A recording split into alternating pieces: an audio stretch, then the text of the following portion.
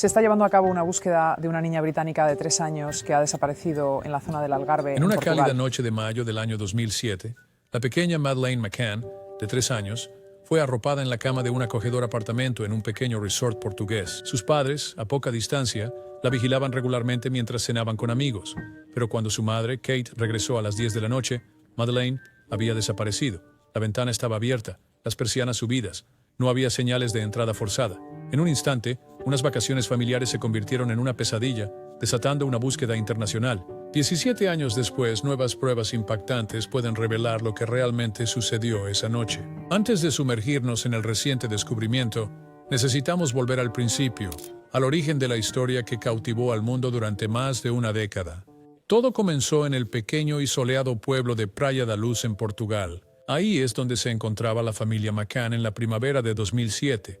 Kate y Jerry McCann, ambos médicos, habían llevado a sus 3 hijos, Madeleine, de casi 4 años, y unos gemelos de 2 años, para tomarse un descanso de sus ajetreadas vidas en el Reino Unido. Los McCann habían alquilado un apartamento en el Ocean Club Resort, que atendía a muchos turistas británicos. Esta área en particular era conocida como Pequeña Bretaña debido al alto número de familias británicas que poseían casas o pasaban sus vacaciones allí. El apartamento de los McCann, número 5A, estaba en la planta baja de un bloque con varias unidades similares. No estaban solos en estas vacaciones. 7 de sus amigos se unieron a ellos, junto con sus hijos. Este grupo, más tarde conocido en los medios como los Tapas 7, a menudo cenaba juntos en el restaurante de tapas del resort. La noche del 3 de mayo de 2007 se suponía que no sería diferente. Tenían su habitual reserva para cenar a las 8:30 de la noche en el restaurante Tapas, a solo unos metros de su apartamento. El restaurante estaba lo suficientemente cerca como para que los McCanns y sus amigos se sintieran cómodos dejando a sus hijos en sus apartamentos, revisándolos cada 20 a 30 minutos. No estaban solos en esta práctica. Era bastante común entre los huéspedes del resort. Ahora, vamos a describir la disposición. El apartamento de los McCann tenía una puerta corrediza de vidrio que daba al salón. Las puertas del patio estaban sin llave esa noche para que los padres pudieran entrar y salir fácilmente para revisar a sus hijos. El dormitorio de los niños estaba cerca del frente del apartamento, con una ventana que se mantenía cerrada y con persianas. Madeleine dormía en una cama individual junto a la puerta del dormitorio, mientras que sus hermanos menores, los gemelos, dormían en cunas cercanas. Esta configuración les parecía segura a los McCann, especialmente porque estaban revisando a los niños regularmente. La noche comenzó normalmente. Jerry fue el primero en revisar a los niños alrededor de las 9:05 de la noche. Todo parecía bien, aunque notó que la puerta del dormitorio estaba más abierta de lo que la había dejado. Supuso que Madeleine o uno de los gemelos se había movido, pero no le dio mucha importancia. Cerró la puerta un poco y regresó a cenar. Poco después, otra miembro del grupo, Jane Tanner, fue a ver a su propio hijo. Mientras regresaba al restaurante, notó algo extraño. Un hombre llevaba a un niño pequeño caminando por la calle cerca del apartamento de los McCann. En ese momento, no le pareció extraño. No fue hasta mucho después que este avistamiento se convertiría en un punto importante de discusión en la investigación. La próxima revisión estaba programada para las 9:30 de la noche, pero un amigo, Matthew Oldfield, se ofreció a revisar a los hijos de los McCann mientras revisaba a los suyos. Rápidamente echó un vistazo dentro de su apartamento y notó que la puerta del dormitorio de los niños estaba abierta, pero de nuevo, no había ruido ni nada alarmante. No miró dentro de la habitación detenidamente, solo lo suficiente para ver que la puerta estaba abierta y todo parecía tranquilo. Este fue un momento que atormentó la investigación más tarde porque si él hubiera mirado un poco más de cerca, quizás las cosas habrían resultado de manera diferente. Luego, a las 10 de la noche, Kate McCann fue a hacer su propia revisión, y fue entonces cuando todo cambió. Al entrar Kate al apartamento por las puertas del patio, sintió que algo andaba mal. La puerta del dormitorio estaba completamente abierta. Cuando fue a cerrarla, se golpeó como si una corriente hubiera tirado de ella. Ahí fue cuando lo notó. La ventana, que había estado cerrada con las persianas bajadas, estaba completamente abierta. Madeleine había desaparecido. Su manta de confort y su juguete, Cuddle Cat, aún estaban en la cama, pero no había rastro de ella. Imagina el terror que debió haber sentido Kate en ese momento. Ella buscó frenéticamente en el apartamento, esperando de alguna manera que Madeleine simplemente se hubiera alejado. Pero en el fondo, sabía que no era el caso. Madeleine había desaparecido. Kate corrió de regreso al restaurante gritando a los demás que se habían llevado a Madeleine. El pánico se apoderó del grupo al darse cuenta de que había sucedido algo impensable. El personal del resort inició inmediatamente una búsqueda. Huéspedes, trabajadores, todos se unieron, peinando el área, llamando el nombre de Madeleine, esperando que simplemente se hubiera alejado en la noche. Pero a medida que pasaban las horas y todavía no había señales de ella, la situación se volvió más desesperada. Se llamó a la policía local y para las primeras horas del 4 de mayo, la búsqueda se había extendido por toda Praia da Luz, con más de 60 personas involucradas. Sin embargo, Madeleine había desaparecido sin dejar rastro. Ahora, hablemos de esas primeras horas cruciales. En cualquier caso de un niño desaparecido, el tiempo es fundamental, pero muchas cosas no salieron tan bien como deberían. Para empezar, la policía portuguesa, no acostumbrada a casos de tan alto perfil, trató la desaparición como si Madeleine simplemente se hubiera alejado. Los primeros oficiales de la policía local, la Guardia Nacional Republicana, GNR, llegaron al complejo alrededor de las 11:10 de la noche, más de una hora después de que Kate McCann descubriera que Madeleine estaba desaparecida. Buscaron en el área inmediata, pero rápidamente se dieron cuenta de que necesitaban más ayuda. A medianoche, la GNR alertó a la policía criminal, la policía judiciaria, PJ, con base en una ciudad cercana llamada Portimao. Pero según Kate, no fue hasta después de la 1 de la madrugada que la policía judicial realmente apareció. No solo fue que la policía tardó en actuar, la escena del crimen en sí no fue asegurada adecuadamente. Uno pensaría que después de que un niño desaparece de un apartamento, lo primero que se debería hacer sería cerrar la zona, ¿verdad? Pero no, el apartamento de los McCann quedó abierto, y para cuando la policía finalmente acordonó la entrada al dormitorio de Madeleine, alrededor de 20 personas ya habían pasado por allí. Esto incluía a la familia, amigos, personal del resort e incluso turistas preocupados. ¿Alguna evidencia potencial? Bueno, mucha probablemente fue contaminada o destruida para ese momento. Para empeorar las cosas, el apartamento de los McCann, el apartamento 5A, estuvo vacío durante un mes entero después de que Madeleine desapareciera. Y escucha esto, incluso fue alquilado a otros turistas antes de que fuera adecuadamente sellado de nuevo en agosto para pruebas forenses. Para entonces, probablemente ya era demasiado tarde para encontrar pistas significativas dentro. Si alguna vez has visto un programa de crímenes, sabes cuán cruciales son esas primeras horas y días. En este caso, la demora en asegurar el apartamento fue un serio golpe para la investigación. Mientras tanto, los McCann no se quedaron esperando. Jerry y Kate sabían que en casos como este, mantener la historia en el ojo público era esencial, así que se aseguraron de mantener el rostro de Madeleine en los medios, iniciando lo que se convirtió en una campaña internacional masiva, y funcionó. El rostro de Madeleine estaba por todas partes en las pantallas de televisión, portadas de revistas y primeras planas. Los McCann volaron a Roma para reunirse con el Papa Benedicto XVI y visitaron otros países como Alemania, España y Marruecos para crear conciencia. Incluso soltaron globos en ciudades de todo el mundo para recordar a la gente que Madeleine aún estaba desaparecida, pero no todos estaban contentos con la atención. A la policía local portuguesa no le entusiasmaba la presencia constante de los medios y los consultores de relaciones públicas que inundaron Praia da Luz para gestionar la imagen pública de los McCann. La policía creía que toda la cobertura de prensa en realidad estaba perjudicando la investigación. Cuanto más permanecía el caso en los titulares, más especulaban las personas, creando teorías y rumores que no ayudaban en la búsqueda real de Madeleine. Uno de los primeros sospechosos, un hombre llamado Robert Murat, fue identificado solo 12 días después de la desaparición de Madeleine.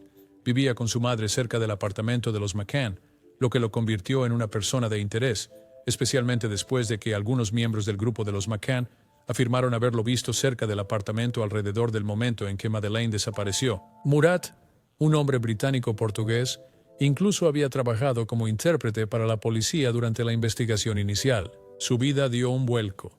Registraron su casa, examinaron sus coches y vaciaron la piscina de su hogar. A pesar de todo esto, nada lo vinculó con la desaparición de Madeleine, y su estatus de sospechoso se retiró oficialmente en julio de 2008. Pero Murat no era la única figura extraña en este caso. Durante los días y semanas previos a la desaparición de Madeleine, varios testigos informaron haber visto hombres extraños cerca del apartamento de los McCann. Algunos describieron a hombres llamando a las puertas pidiendo dinero para orfanatos inexistentes. Otros vieron personajes sospechosos merodeando por la zona, aparentemente vigilando los apartamentos. Una mujer incluso reportó haber visto a un hombre salir por la puerta cerca del apartamento de los McCann solo unas horas antes de que se informara la desaparición de Madeleine. mirando alrededor como si quisiera asegurarse de que no lo estaban observando. Estos avistamientos dejaron a muchos preguntándose si alguien había estado vigilando la zona, planeando el secuestro durante días. También había habido un aumento en los robos en el área en esa época, con algunos allanamientos ocurriendo en el mismo complejo de apartamentos donde se alojaban los McCann. ¿Podría el secuestro de Madeleine haber sido un robo que salió mal? ¿Tal vez ella salió del apartamento y sorprendió al ladrón? ¿O fue algo más planeado y siniestro? Con tanta gente entrando y saliendo del pequeño pueblo de Praia da Luz, era difícil concretar alguna pista sólida. A pesar de todos los esfuerzos de búsqueda, la cobertura mediática y los llamamientos públicos, el misterio solo se profundizó. Finalmente, Scotland Yard lanzó la Operación Grange en 2011, una nueva revisión del caso dirigida por el inspector jefe detective Andy Redwood. El equipo de Redwood fue claro desde el principio. Se estaban enfocando en la teoría de que la desaparición de Madeleine fue un acto criminal por parte de un extraño, muy probablemente un secuestro premeditado o un robo que ella podría haber interrumpido. En ese momento, las estadísticas de crímenes locales mostraban un aumento de 4 veces en los robos en los meses previos a mayo de 2007. De hecho, había habido 2 robos en el mismo bloque de apartamentos donde se hospedaban los McCann, con los ladrones entrando por las ventanas. Esto hizo que la teoría del robo pareciera posible. ¿Alguien había entrado en el apartamento de los McCann solo para asustarse cuando Madeleine se despertó? Aunque Scotland Yard consideró seriamente esta idea por un tiempo, para 2017, justo antes del 10º aniversario de su desaparición, Mark Rowley, comisionado asistente de Scotland Yard, parecía descartar esta teoría. Dijo que prácticamente habían descartado a ese grupo de personas y que ahora estaban considerando un número mucho más reducido de investigaciones más significativas. Sin embargo, Redwood creía desde el principio que la desaparición de Madeleine no fue al azar. Mencionó en 2013 que la evidencia apuntaba a un secuestro premeditado, algo que requería planificación cuidadosa y reconocimiento. Varios testigos habían informado haber visto a hombres extraños merodeando cerca del apartamento 5A en los días previos a la desaparición de Madeleine. Uno de los informes más notables fue sobre trabajadores manuales, incluidos 6 limpiadores británicos que estaban trabajando cerca del Ocean Club y habían estado ofreciendo sus servicios a expatriados británicos. Scotland Yard quería localizarlos, creyendo que podrían tener información vital. En octubre de 2013, ocurrió un gran avance cuando Crime Watch, un popular programa de televisión del Reino Unido, emitió una reconstrucción de la noche en que Madeleine desapareció. Esta emisión no solo se transmitió en el Reino Unido, sino también en los Países Bajos y en Alemania, demostrando cuán generalizado se había vuelto el caso. Durante el programa, Scotland Yard publicó imágenes generadas por computadora de 2 hombres que fueron vistos cerca del apartamento de los McCann y también mostraron imágenes relacionadas con un avistamiento por la familia Smith. Los Smith habían informado haber visto a un hombre llevando a un niño hacia la playa la noche en que Madeleine desapareció. Los detalles del episodio de Crime Watch causaron un gran revuelo, y no mucho después, las autoridades portuguesas decidieron reabrir su investigación, citando nuevas pruebas. Pero las teorías continuaron circulando. Una idea que ganó fuerza, aunque la mayoría la consideró poco probable, fue que Madeleine, que tenía casi 4 años en ese momento, había salido del apartamento por su cuenta. Tal vez se despertó y decidió ir a buscar a sus padres, pero esta teoría tenía muchas fallas. Por un lado, según su madre, Kate, Madeleine habría tenido que abrir las puertas del patio que no estaban cerradas con llave, cerrarlas detrás de ella, y luego atravesar 2 portones para llegar a la calle. Eso parecía mucho para que lo hiciera una niña de 3 años, especialmente en la oscuridad. Como parte de la investigación, la policía también utilizó el rastreo de teléfonos móviles para investigar quién había estado cerca del Ocean Club esa noche. Con la cooperación de más de 30 países, rastrearon varias llamadas y mensajes de texto intercambiados por un exconductor de autobús de 30 años que trabajaba en el Ocean Club y sus asociados. Estos hombres fueron interrogados en junio de 2014, pero negaron tener algo que ver con la desaparición de Madeleine. Y luego estaba Euclides Monteiro, un ex empleado del Ocean Club que había sido despedido por robo. Su teléfono había estado activo cerca del Ocean Club la noche en que Madeleine desapareció. Monteiro, originario de Cabo Verde, había muerto desde entonces en un accidente de tractor en 2009, pero la policía se preguntaba si había estado entrando en apartamentos para alimentar un hábito de drogas. Su viuda reveló que Monteiro había sido interrogado una vez en relación con otros robos que involucraban el abuso sexual de niños, aunque las pruebas de ADN lo habían exonerado en ese momento. En 2014, Scotland Yard emitió un nuevo llamamiento relacionado con una serie de agresiones sexuales que habían ocurrido en casas de vacaciones cercanas entre 2004 y 2006. En 4 de estos casos, un hombre había entrado a las casas de familias británicas en el Algarve y había asaltado a 5 niñas de entre 7 y 10 años mientras dormían. Los testigos describieron al hombre como de piel bronceada, cabello corto, oscuro y descuidado, y hablando lentamente en inglés, pero con un acento extranjero. La policía judiciaria, PEXER, creía que este hombre podría haber sido Euclides Monteiro, pero la conexión seguía siendo incierta. Sin embargo, esta no fue la última vez que las autoridades sospecharon de alguien nuevo. Avanzamos hasta junio de 2020 y un nuevo nombre se convirtió en el centro de la investigación, Christian Bruckner. Los fiscales alemanes hicieron un anuncio audaz afirmando que tenían pruebas concretas de que Bruckner había matado a Madeleine. Esto fue un gran avance. Bruckner ya estaba en prisión en ese momento, cumpliendo una condena por la violación de una mujer estadounidense de 72 años en el Algarve, la misma región donde Madeleine desapareció. Su nombre no había surgido antes, pero ahora era de lo único de lo que todos podían hablar. Pero, ¿quién es Christian Bruckner? Es un delincuente sexual convicto y traficante de drogas que tenía un historial de crímenes violentos. De hecho, Bruckner había vivido en el Algarve en 2007, alrededor de la época de la desaparición de Madeleine. Se estaba alojando en una furgoneta camper prestada Volkswagen no lejos de Praia da Luz, y su historial delictivo lo convertía en una persona de interés en la investigación. La cronología parecía coincidir, pero aún había grandes lagunas por llenar. El tribunal de Braunschweig en Alemania era responsable de manejar su caso, pero las cosas se estancaron rápidamente debido a la confusión legal sobre qué tribunal realmente tenía la autoridad para presentar cargos formales. El caso contra Bruckner no se basaba solo en su presencia en el área. Había otros detalles sospechosos. Por ejemplo, una mujer británica que había sido su novia en ese momento informó que la noche antes de que Madeleine desapareciera, Bruckner le dijo a ella: «Tengo un trabajo que hacer en Praia da Luz mañana. Es un trabajo horrible, pero es algo que tengo que hacer y cambiará mi vida. No me verás por un tiempo». Luego, el día después de la desaparición de Madeleine, el Jaguar de Bruckner fue registrado repentinamente a un nuevo propietario. Todos estos indicios apuntaban a algo mucho más siniestro que una simple coincidencia. Para abril de 2022, las autoridades portuguesas habían convertido a Bruckner en un arguido oficial, un sospechoso en el caso. Este movimiento significaba que eventualmente podrían extraditarlo a Portugal para interrogarlo. Mientras tanto, la policía alemana intensificó su investigación. Incluso hicieron un llamamiento público para obtener información sobre Bruckner, incluyendo un número de teléfono relacionado con una llamada de 30 minutos la noche de la desaparición de Madeleine. Estaban intentando desesperadamente atar cabos sueltos, pero aún necesitaban más piezas del rompecabezas. En julio de 2020, la policía alemana dio otro paso hacia adelante. Comenzaron a buscar en un terreno en Hannover en relación con el caso, buscando cualquier indicio de evidencia que pudiera vincular a Bruckner con la desaparición de Madeleine. Aunque no se encontró nada concluyente, los investigadores no se estaban rindiendo. Para octubre de 2021, Hans Christian Wolters, el fiscal principal, declaró que estaba convencido de que Bruckner había secuestrado y asesinado a Madeleine. La búsqueda no se detuvo allí. En mayo de 2023, la policía británica, portuguesa y alemana llevó a cabo una gran búsqueda cerca de la presa de Arade, a unas 31 millas de donde Madeleine había desaparecido. Estaban peinando un área de poco más de 1 milla de largo, buscando algo que pudiera conectar a Bruckner con el crimen.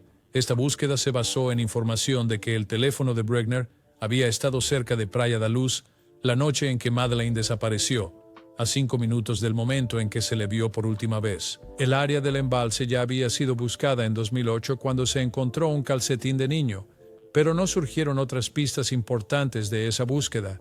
Esta vez, la policía estaba enfocada en encontrar algo que pudiera finalmente cerrar el caso. Tal vez creían que Bruckner había tirado pruebas o incluso el cuerpo de Madeleine en el embalse. El pasado de Bruckner ciertamente aumentó la sospecha. Los investigadores alemanes ahora estaban considerando la posibilidad de que él hubiera matado a Madeleine y desechado su cuerpo cerca de la presa. Tenían suficiente evidencia para seguir investigando, pero aún necesitaban ese avance crucial para unir todo. El caso comenzaba a cerrarse sobre Bruckner, pero incluso después de todos estos años, todavía no había respuestas definitivas. El público sigue esperando justicia y la familia McCann continúa buscando la verdad. Con Bruckner ahora en el punto de mira y las evidencias saliendo a la luz poco a poco, Muchos esperan que después de todos estos años, el caso finalmente pueda resolverse. Si encontraste esta historia tan fascinante como nosotros, asegúrate de dar like, suscribirte y dejar un comentario abajo. Queremos saber qué piensas. Además, activa la campana de notificaciones para que no te pierdas ninguna actualización. Gracias por ver.